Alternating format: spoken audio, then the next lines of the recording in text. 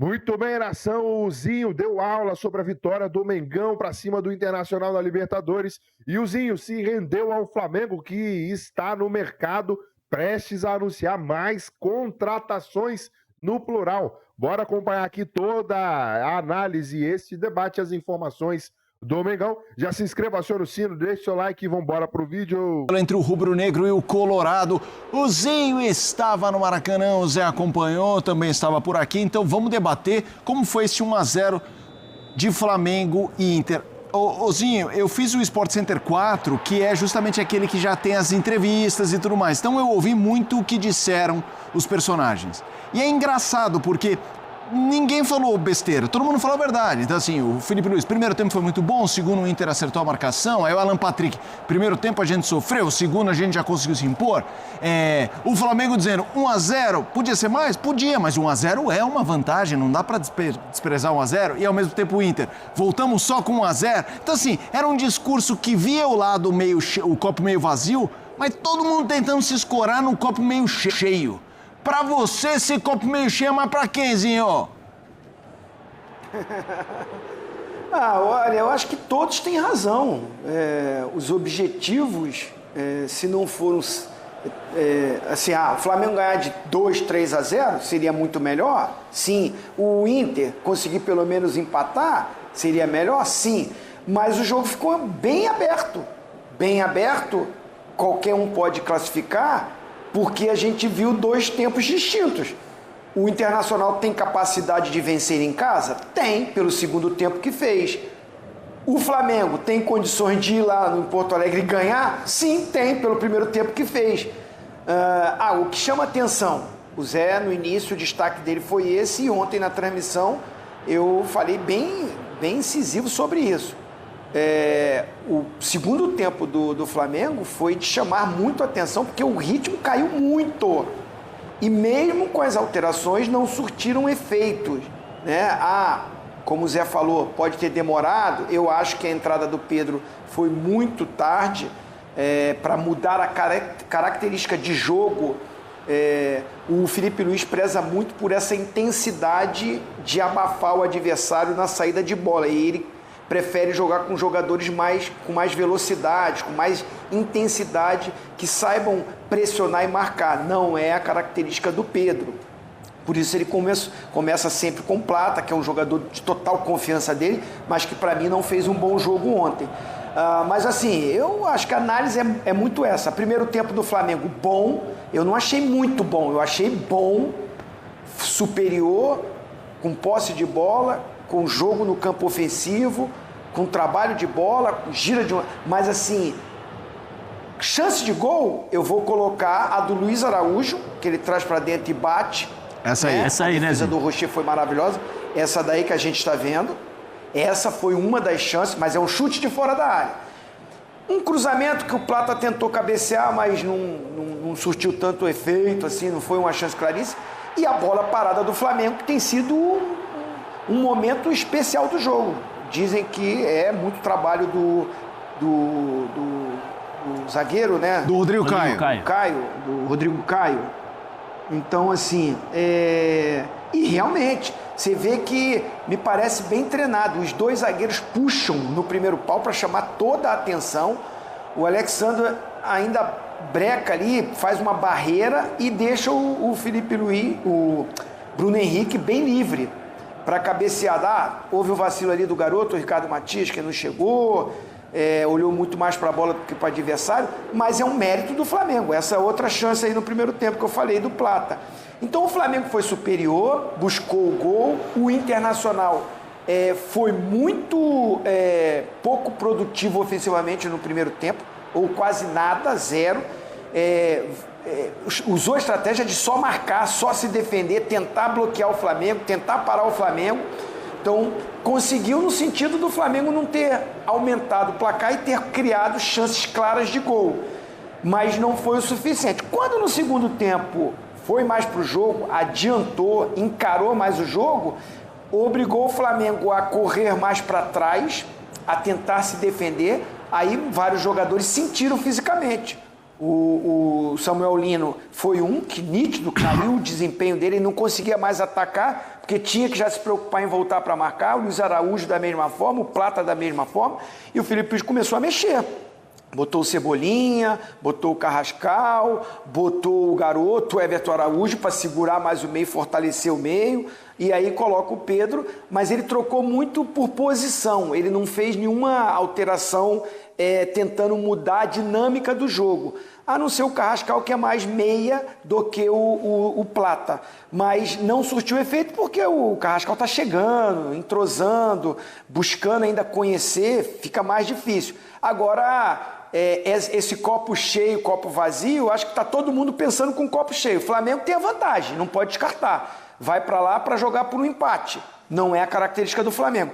E o Inter vai ter que se expor, que também não é muito a sua característica, mas vai ter que ir para o jogo, precisa pelo menos vencer com um gol de diferença para levar para os pênaltis. Mas ficou uma decisão em aberto espetacular e maravilhosa. Com certeza o Beira-Rio vai estar lotadíssimo, como estava o Maracanã, Felipe. Zé? Não, o Flamengo tem tido esse problema, né? No segundo tempo, especialmente, ele cai bastante de ritmo. Só para trazer alguns números aqui para a gente ver o tamanho de diferença. No primeiro tempo, sim, foram 73% de posse de bola contra 27%. Realmente o Flamengo amassou o Internacional, não deixava o Inter sair. O Alan Patrick com dificuldades ali, o Ricardo Matias também tentando encontrar posicionamento. O meio-campo do Inter com dificuldades para marcar. Ô Zinho, por favor, Zinho, me ajuda aí, porque na televisão nem sempre a gente consegue ver todas as movimentações, por mais que a gente tente ali, mas no campo é bem melhor.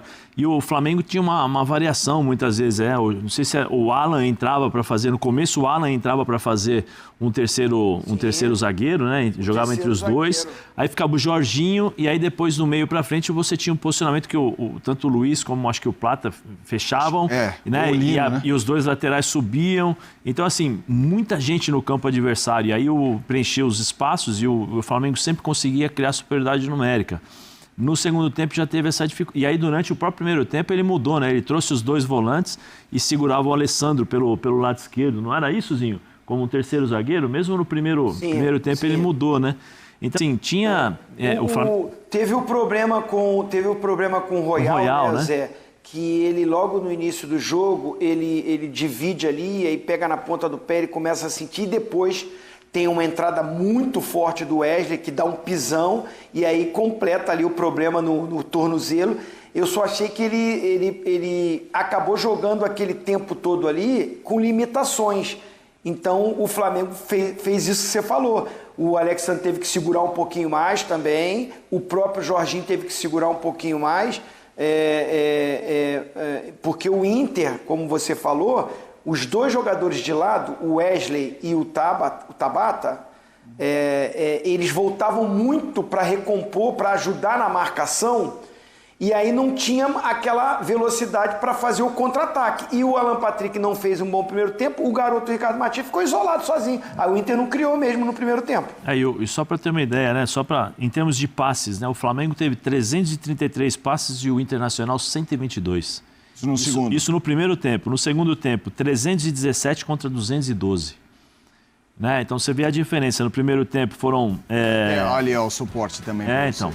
O que me chama muita atenção, olha os escanteios. Primeiro tempo 4-0 Flamengo, segundo 5-0 Inter. Então, mas o que eu chamei a atenção é sobre esse controle de jogo do Flamengo muitas vezes, né?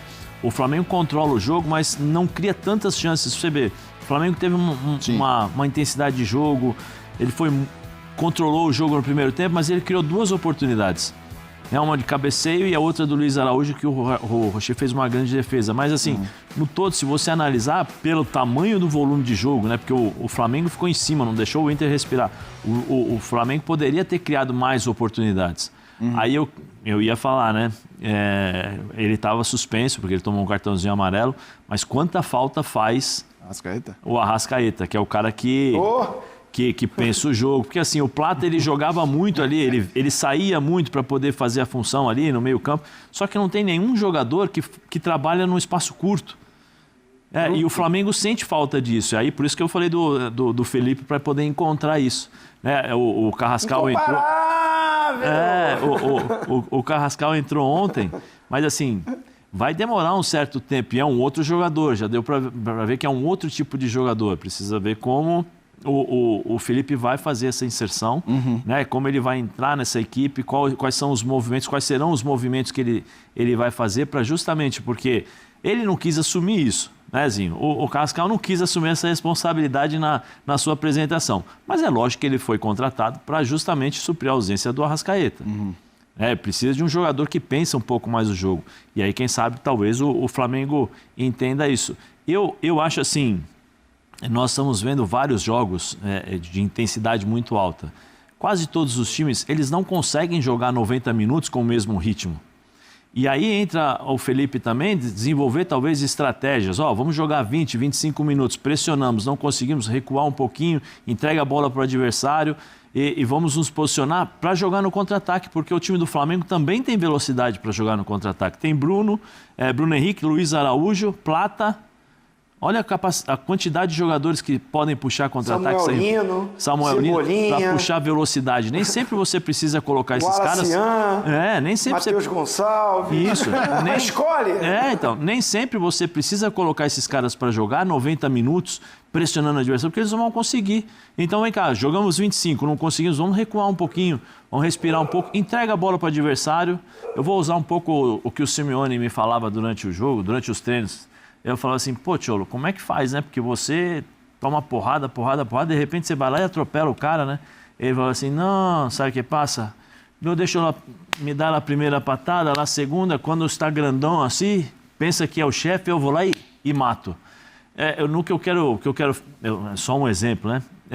Às vezes o Flamengo, todo mundo já está vendo que o Flamengo vai pressionar, vai conseguir. Então os caras já recuam e já ficam como o Inter foi ontem.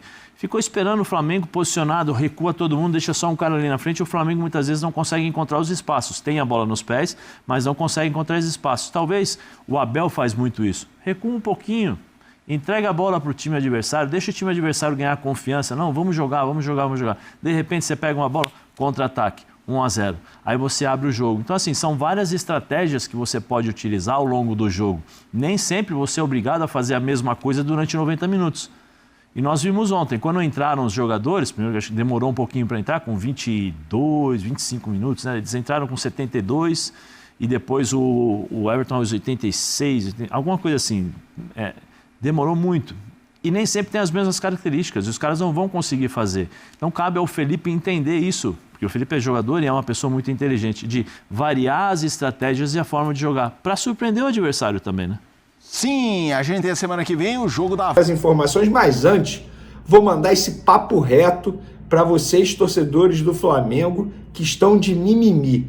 Gente, como eu faço todo pós-jogo, porque quando o jogo é 9h30 da noite, enfim, acabo trabalhando até tarde, aí no dia seguinte eu evito entrar muito no celular, no WhatsApp, nas redes sociais.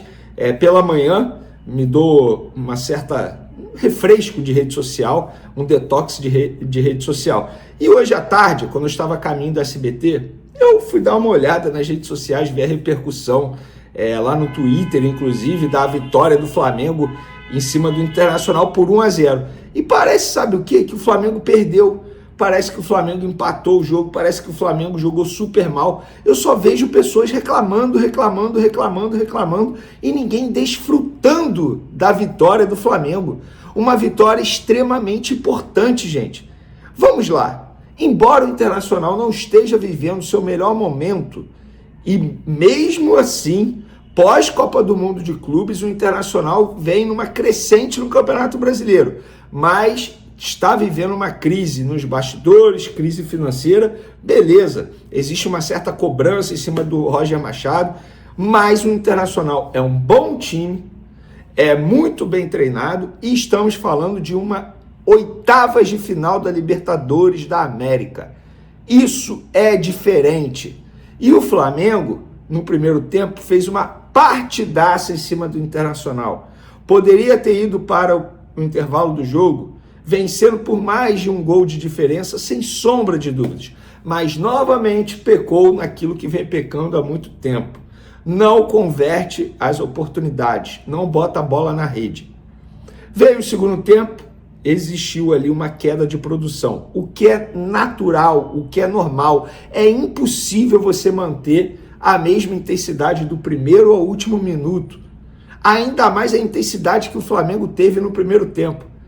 E mesmo com a queda de produção no segundo tempo, o Internacional não esteve perto de empatar, muito menos virar o jogo. Pelo contrário, no segundo tempo quem teve a melhor oportunidade foi o próprio Flamengo com o Luiz Araújo.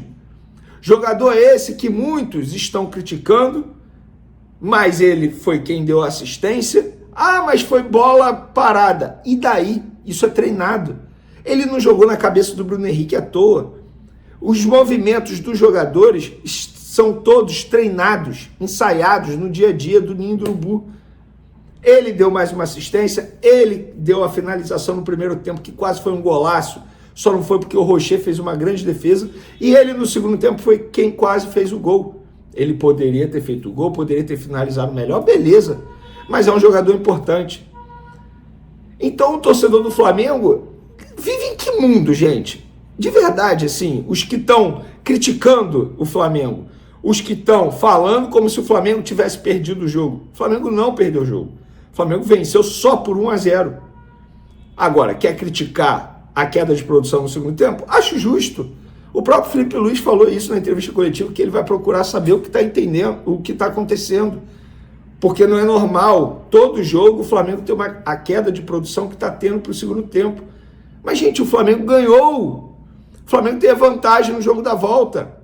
O Flamengo novamente saiu de campo sem sofrer gol. Mostra o poder, o equilíbrio do setor defensivo. E quando eu falo setor defensivo, não envolve só os dois zagueiros e os dois laterais. É todo um sistema. O Samuel Lino fazendo recomposição defensiva, o Gonzalo Plata fazendo recomposição defensiva. O Bruno Henrique entrou no lugar do Pedro, que para muitos foi um absurdo, mas obviamente o Felipe Luiz fez isso por conta da intensidade, da marcação, da recomposição defensiva também. Atacar espaço, algo que Pedro não faz, é característica. Gente, desfrute o momento. O Flamengo vive um bom momento na temporada, embora tenha sido eliminado na Copa do Brasil. O Flamengo é líder do Campeonato Brasileiro. Fez atualmente a melhor campanha no primeiro turno da história do clube no Campeonato Brasileiro. O Flamengo está bem na Libertadores, venceu o jogo de ida. E parece que o Flamengo está vivendo uma crise absurda. Em que mundo vocês vivem, torcedores que estão reclamando? Por favor, gente. Eu dei um exemplo aqui no último jogo contra o Mirassol. Estou eu lá pegando a minha aguinha, me para um torcedor do meu lado. E aí, será que a gente sai da crise hoje? Que crise, gente? O Flamengo não vive uma crise. O Flamengo não está em crise. Pelo contrário, o Flamengo vive um grande momento. E mesmo passando por mudanças no time. Ontem, por exemplo, o Emerson Royal foi vaiado no seu quarto jogo com a camisa do Flamengo. Ele foi vaiado no primeiro tempo do jogo. Como assim, gente? Chegou ao ponto do jogador ter que pedir desculpa na zona mista. Ele pediu desculpa e disse que não é um robô. Pois é. O cara estava jogando sacrifício. Tudo bem, ele poderia ter pedido para sair. A comissão técnica poderia ter falado para ele sair logo, porque ele poderia ter prejudicado o time. Beleza, agora vaiar o cara no primeiro tempo. No quarto jogo dele com a camisa do Flamengo, num jogo de ida das oitavas de final da Libertadores. Isso pra mim é demais, gente. Quem sou eu para dizer como o torcedor tem que se comportar nas arquibancadas do Maracanã? Mas eu considero isso um absurdo. Absurdo. E repito, torcedor do Flamengo, desfrute o momento. Desfrute, não entra nessa noia de ficar só reclamando. O Flamengo vai muito bem, obrigado, dentro e fora das quatro linhas. Repito, embora tenha sido eliminado na Copa do Brasil, mas no Campeonato Brasileiro e na Libertadores está muito bem. Ó, renovação de Varela, para quem está me perguntando aí. O Varela vai renovar, assinar assim que o empresário dele chegar ao Rio de Janeiro. É só o que falta. Tá tudo acertado, tá? Tudo documentado, tudo feito. É o empresário dele chegar ao Rio de Janeiro, ele assinar. A tendência é que o empresário chegue ao Rio nessa semana para acompanhar o Flamengo e assinar essa renovação de contrato do Varela e, enfim, o Flamengo anunciar nas redes sociais, tá? Logística do Flamengo para os 2 próximos jogos. Será uma logística especial. O Flamengo, quando tem 2 jogos seguidos assim, contra o mesmo adversário, fora de casa, costuma fazer uma ida, uma volta. Por exemplo, o Flamengo vai jogar domingo contra o Internacional, geralmente volta para o Rio para utilizar a estrutura do Ninho do Urubu, que é uma estrutura assim magnífica, todo mundo elogia, enfim, todos os materiais disponíveis de recuperação, tudo. Mas, nesse caso, o Flamengo vai adotar uma postura diferente. Vai para Porto Alegre, vai ficar lá, vai utilizar o CT do Grêmio para se preparar.